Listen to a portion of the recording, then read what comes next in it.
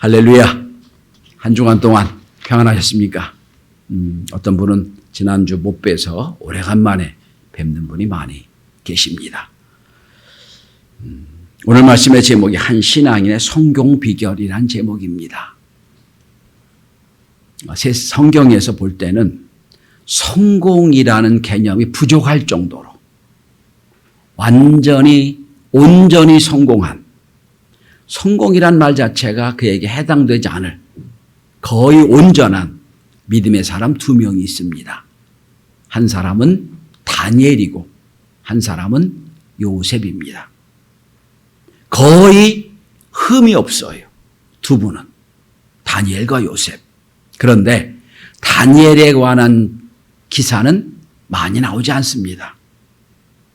그저 사자굴에 들어간 친구 정도만 나오고요. 요셉은 어릴 때부터 시작해서 총리까지 이르는 30여 년 과정을 성경은 다 설명하는 게 요셉입니다. 창세기 주로 많이 나오지요. 그래서 요셉을 보면 참 하나님이 쓰실 만한 믿음의 사람이다 라고 인정할 수밖에 없는 사람입니다. 그래서 저는 요셉의 성공 비결이라기보다는 한 신앙인의 성공 비결이에요. 성공이란 단어가 이에게 마땅하지 않습니다. 성공 이상입니다. 참 멋진 믿음의 사람입니다. 저는 이 가을 들어오면서 몇 가지 말씀을 드린 적이 있습니다. 시간에 관한 말씀을 드린 적이 있습니다. 시대가 악하니 내 시간을, 소중한 시간을 사탄에게 뺏기지 말아라 하는 말씀을 드렸습니다. 지난주는 우리가 돌아갈 영원한 고향은 하늘나라에 있다 말씀을 드렸습니다. 그렇다면 우리의 주어진 시간 속에 요셉을 통하여 어떻게 하면 요셉처럼 멋진 인생을 살 수 있을까? 어떻게 하면 하나님 보시기에도 사람들이 보기에도 참 성공적 인생이라 할 수 있을 만한 믿음을 살 수 있을까? 요셉은 제가 설교를 참 많이 했습니다. 그리고 설교할 때문에 너무너무 많아요. 근데 오늘은 특별히 여러분 요셉이 모함을 당해 감옥에 갇힌 사건을 시작하는 걸 본문입니다. 저는 이 본문을 가지고 어떻게 요셉이 그렇게 위대한 믿음의 사람이 됐을까? 이 땅에서도 하늘나라에서도 그렇게 멋진 성공한 사람이 됐을까? 그 비결을 몇 가지 말씀을 함께 나누고자 합니다. 바라기는 특별히 우리 청년들, 우리 젊은 청년들이 요셉처럼 믿음의 사람들이 되어서 이 땅에서 하나님 나라에서도 크게 영광 돌리는 복된 종들이 다 될 수 있기를 바랍니다.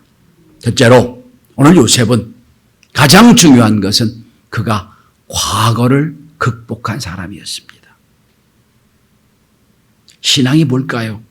모든 신앙인의 공통적인 특징이 있다면 그들은 다 과거를 극복한 사람이라는 겁니다. 여러분, 대부분의 사람들은 과거의 노예가 되어 삽니다. 과거의 끈에 묶여서 과거를 벗어날 수가 없어요. 그런데 예수 믿는 사람들은요, 신앙인들은 과거를 벗어버립니다. 과거를 극복해냅니다. 어떤 과거? 일평생 지은 죄, 죄와 죄책 때문에 내가 끈이 묶여서 꼼짝 못하는데 예수 믿으면 십자가의 은혜로 과거의 죄를 끊어버립니다. 과거에서 해방되는 거예요. 과거를 극복하는 거예요. 만약에 예수 믿는데 자꾸 옛날 지었던 죄, 옛날 지었던 잘못, 옛날 지었던 실수가 자꾸 기억나고 거기에 끈이 묶여서 한다면 예수 잘못 믿는 거예요. 어떤 죄를 지었어도, 어떤 잘못과 어떤 실수를 했어도 주님 앞에 나와 회개하고 용서받으면 사도 바울처럼 이렇게 선언하게 됩니다. 보라, 새롭게 되었도다. 이전 것은 지났으니 보라, 새롭게 되었도다. 이게 신앙인이에요. 과거는 일체 하나님 묻지 않으세요. 여러분, 원수 갚는다는 것 자체가 과거에 매여 있다는 뜻이에요.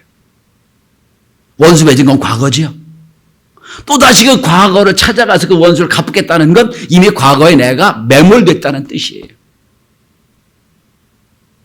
여러분, 요셉은 어떤 사람입니까? 아버지 사랑을 받던 참 부잣집 아들이에요. 형들이 그 아버지 사랑을 받는 요셉이 밉습니다. 그게 어떻게 합니까? 형들이 못할 짓을 하죠. 성경에 나온 첫 번째 인신매매범이 요셉의 형들이에요. 그것도 가족이, 형들이 요셉을 노예로 팔아버리죠. 하루아침에 사랑스러운 자녀가 아니라 완전히 노예로 외국에 팔려갑니다. 그 이후로 요셉의 인생이 꼬이잖아요. 17살 정도로 성경은 추측합니다. 16, 17살 때 노예로 팔려가서 13년간을 고생을 해요. 얼마나 수많은 시간 속에 억울해서 잠을 못 잤겠습니까? 얼마나 수많은 시간 속에 형들이 이럴 수가 있겠냐고 이를 갈았겠습니까? 아마 잠자는 것도 쉽지 않았을 거예요. 그런데 요셉은 그 과거를 극복해냅니다.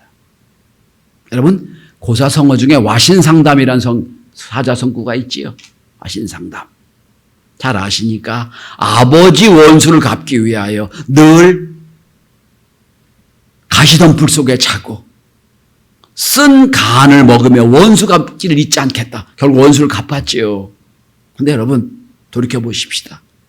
그 아들의 인생은 어디가 있어요, 여러분? 아버지 원수는 갚았다고 쳐요. 그럼 자기 인생은 어디가 있어요, 여러분? 전 제일 불쌍한 사람이 누구냐? 원수 갚게 인생을 없앤 사람이 제일 불쌍한 사람이 될 거예요.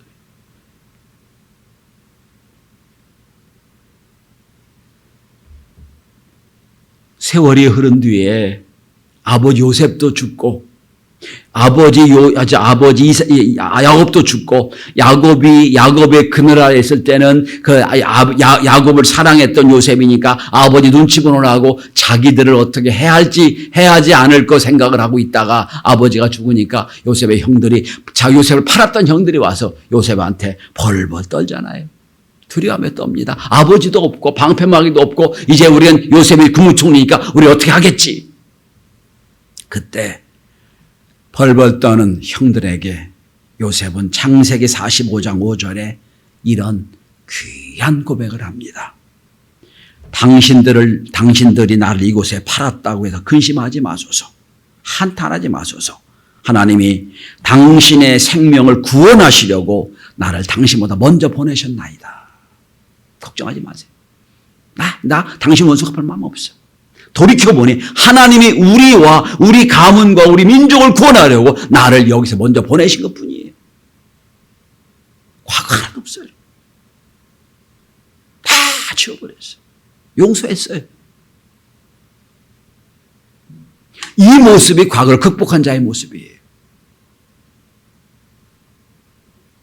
사탄은 우리를 늘 과거에 얽매이게 합니다. 너 과거에 지은 죄가 많아. 너 잘못된 게 있어. 너 그때 그런 실수를 했죠. 그 때문에 계속 얽매입니다. 정신과 의사들의 말을 많이 들어보면 과거에 잘못된 게 기억이 자꾸 많을수록 실수가 많을수록 극복을 못한다는 거예요. 그래서 정신과 의사들은 여러분 예수 믿으라고 신앙생활 하라고 해요. 가서. 예수 안 믿는 과거 의사도요 신앙생활 하라고 그럽니다. 여러분 죄를 지은 건 과거의 일이에요. 그렇잖아요? 과거 일이잖아요. 지금 미래의 죄를 지을 수 없잖아요. 지금 아니면 과거에 지은 죄란 말이에요. 우리는 과거를 다 극복하고 과거를 다 용서하고 과거를 다 믿음으로 극복하고 회개하고 현재 살아야 돼요. 과거에 살지 마세요. 오늘 요셉이 성공적인 신앙 인생이 된 것은 과거를 극복했기 때문이에요. 더 이상 우리가 그때 그랬으면 좋았을 텐데 그때 왜 그랬는지 모르겠다. 그 얘기하지 마세요. 다 끝난 얘기. 두 번째로 요셉이 성공적인 비결이 있다면 신앙 비결이 있다면 그건 두 번째로 요셉은 주도적으로 살았습니다. 인생은 두 가지 삶의 태도가 있다고 생각을 합니다. 하나는 수동적으로 사는 인생이에요. 마치 남의 인생 사는 것처럼 살아가요.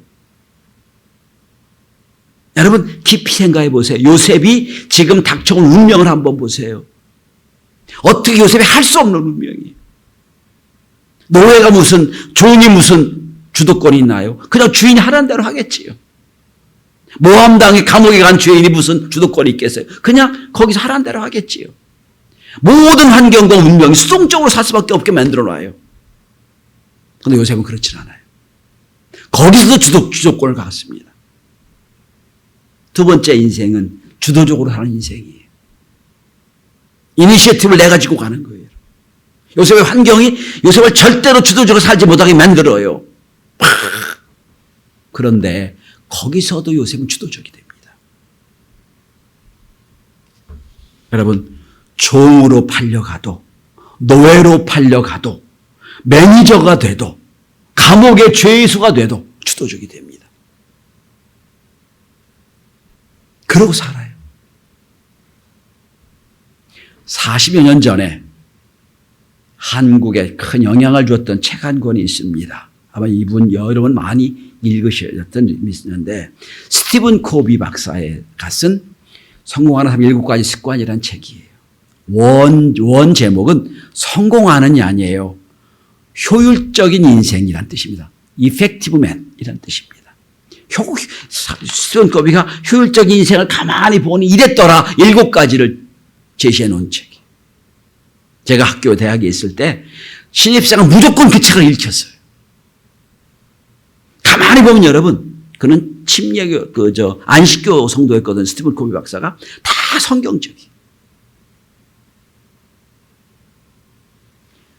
뉴욕타임스에 의하면 3년 내리 세계에서 1등한 책이에요. 38개국으로 번역이 돼서 1,500만 권 이상이 팔린 책이에요. 그리고 첫 번째가 뭔지 아세요? 7가지 습관 중에 첫 번째, 주도적으로 살아라 그런 뜻이에요. 주도적으로 살아라. 그 중에 또 한 가지 뭐죠? 소중한 것 첫 번째 해라. 소중한 것 먼저 해라. 윈윈을 추구해라. 그 다음에 시너지 효과를 하라. 7가지 쫙 나와요. 여러분, 주도적이라는 겁니다. 스티븐 코비는 이 책에서 주도적인 얘기를 하면서 잠언 4장 23절을 인용하고 있습니다. 무릇 지킬 만한 것보다 더욱 내 마음을 지키라. 생명의 근원이 이에서 납니다. 이렇게 되어 있어요. 마음을 지켜라. 주도적인 마음을 가져라. 이런 뜻이에요. 여러분, 요셉이 노예로 팔려가고 매니저로 살고 죄수로 끌려가고 모함을 당해도 그 환경 속에서 주도적으로 살 수 있는 비결이 뭐였을까요? 내가 주도적으로 산다고 주도적으로 사는 게 아니잖아요. 성경은 주도적으로 살았던 요셉의 비결을 이렇게 표현합니다. 여러분, 성경을 펴보시기 바랍니다.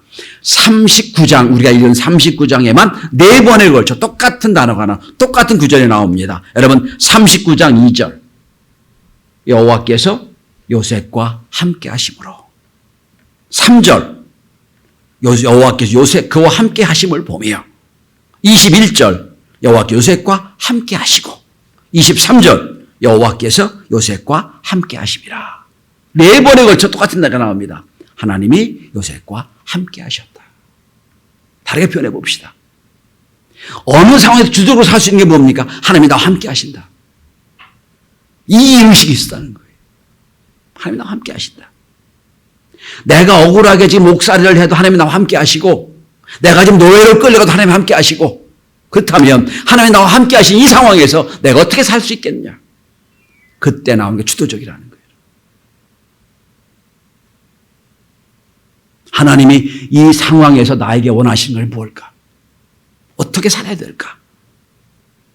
여러분, 임마누엘이 가장 큰 은혜거든요. 가장 기본적인 은혜고 가장 높은 은혜입니다. 근데 임마누엘이 하나님 나와 함께 아니다. 이게 끝나는 게 아니에요. 그래서 어떻게 살아야 될까? 여기까지 가는 거예요.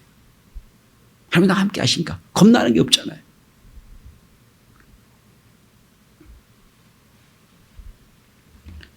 성도 여러분, 신앙인이란 하나님이 나와 함께 하시다, 이 믿음을 갖고 사는 사람이에요.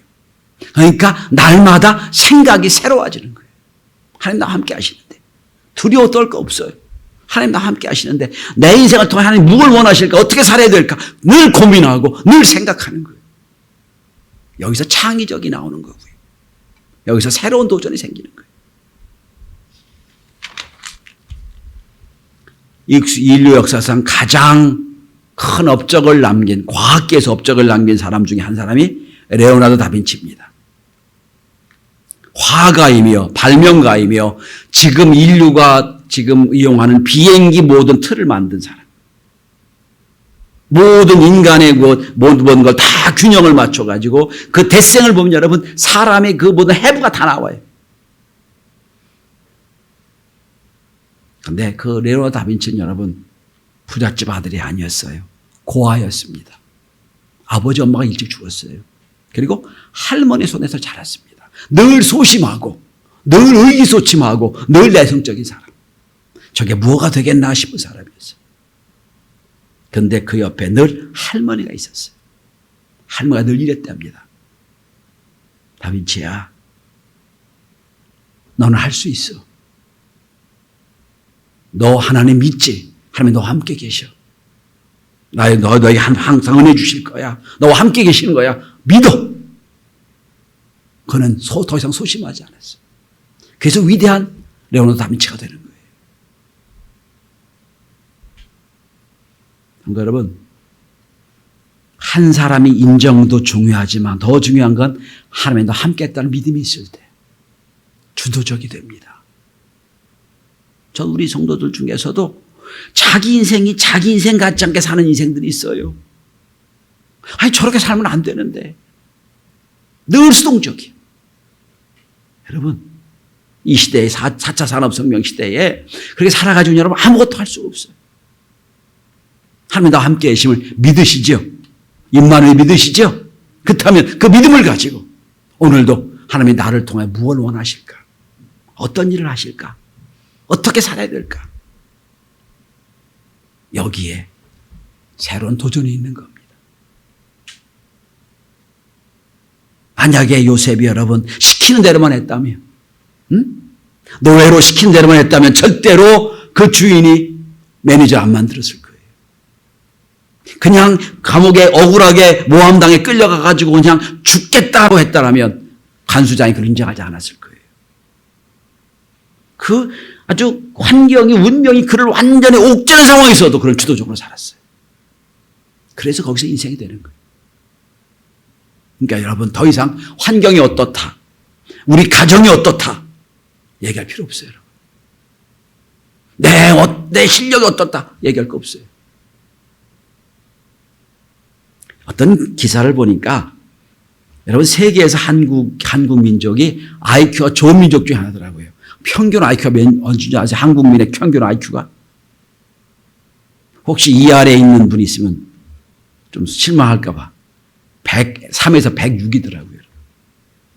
보통 다른 외국인들은 90 정도밖에 안 돼요. 우린 100이 넘어요. 그러니까 참 똑똑한 민족이에요. 그죠? 근데 여기서 환경이 어떻다, 내가 머리가 나쁘다, 얘기할 필요가 없어요, 여러분. 자, 마지막입니다. 자,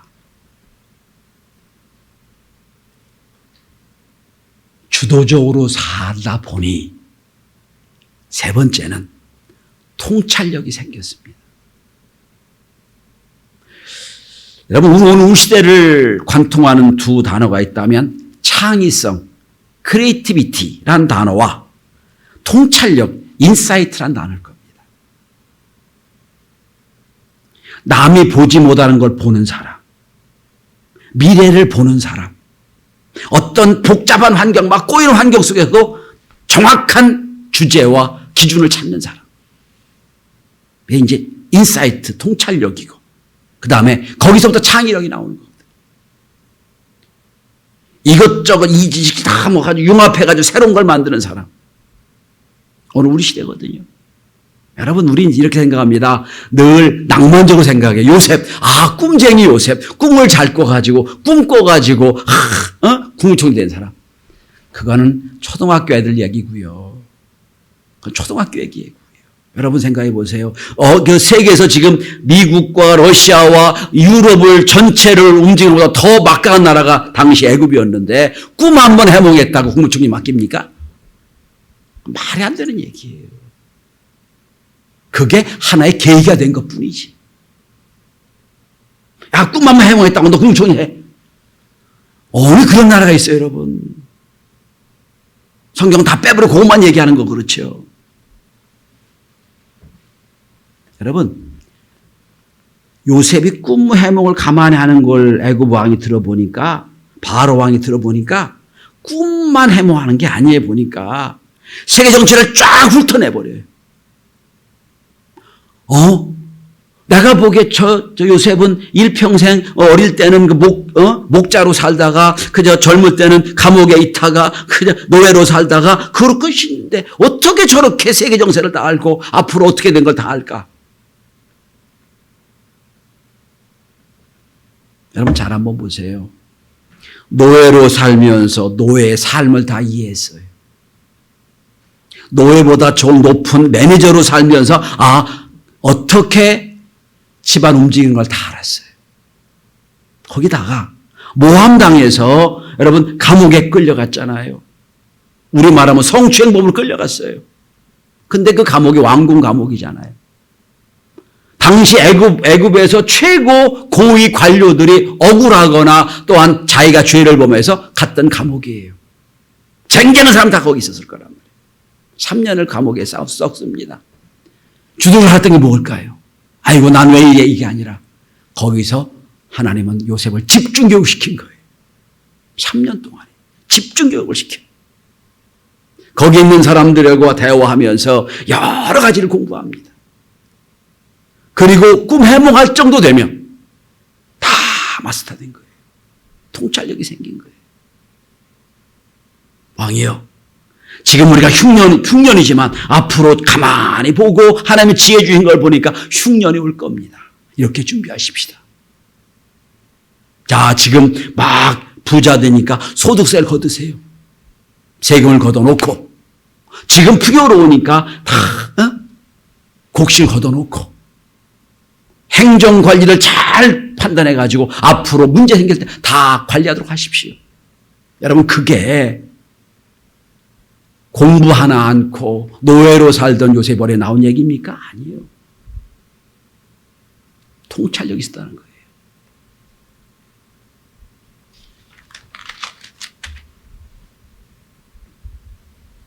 연단 과정을 겪는 중에 남이 볼 수 없는 걸 보는 거예요. 힘든 과정을 겪는 중에 다른 사람이 볼 수 없는 걸 본 거예요. 그리고 그걸 전한 거예요.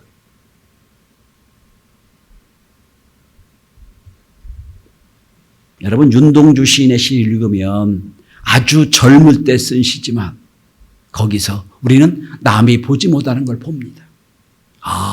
그런 세계가 있구나. 그저 대학교 들어가는 20살, 21살 때 그는 벌써 세계 평화를 노래하잖아요. 신연복 선생의 책을 읽으면 저하고는 전 별로 그 책을 좋아하지 않지만 그 책은 좋아해요. 그 책을 읽어보면 감옥에서 억울한 일을 당하면서도 그는 새로운 세계를 봅니다.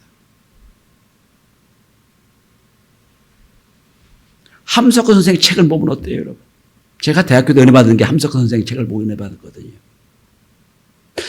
이게 이렇게 되는 거구나. 새로운 통찰력이 생겨요. 송명이라는 복음성가 가수가 오래전에 부른 노래가 하나 있지요. 나라는 노래에서 이런 고백을 합니다. 나 남이 보지 못한 것 보았고, 나 남이 듣지 못한 음성 들었고, 나 남이 받지 못한 사랑 받았고, 나 남이 모르는 것 깨달았네. 평생 장애로 살면서 보통 사람들이 보지 못한 새로운 세계를 봤다는 거예요. 이게 통찰력이에요.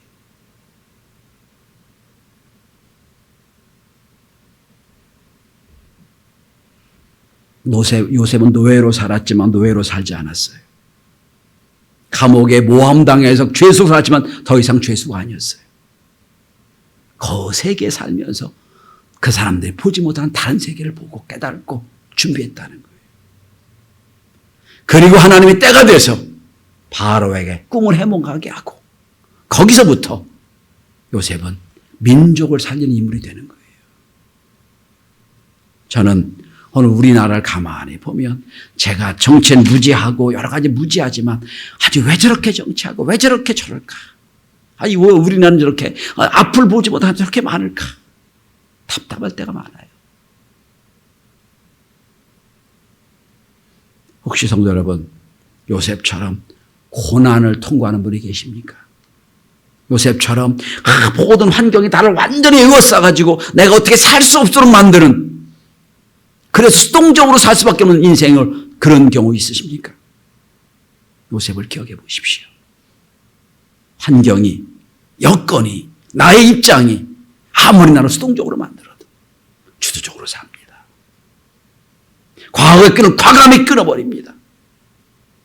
그리고 그때그때마다 남들이 보지 못한 통찰력과 인사이트를 가지고 그런 믿음으로 위대한 승리자가 됩니다. 그러니까 여러분, 청년들이요, 더 이상 환경 탓하지 마세요. 부모 탓하지 마세요. 내 환경이 이렇고 이렇다죠. 남들에게 이해가 될지 모르지만 나한테는 의미가 없어요.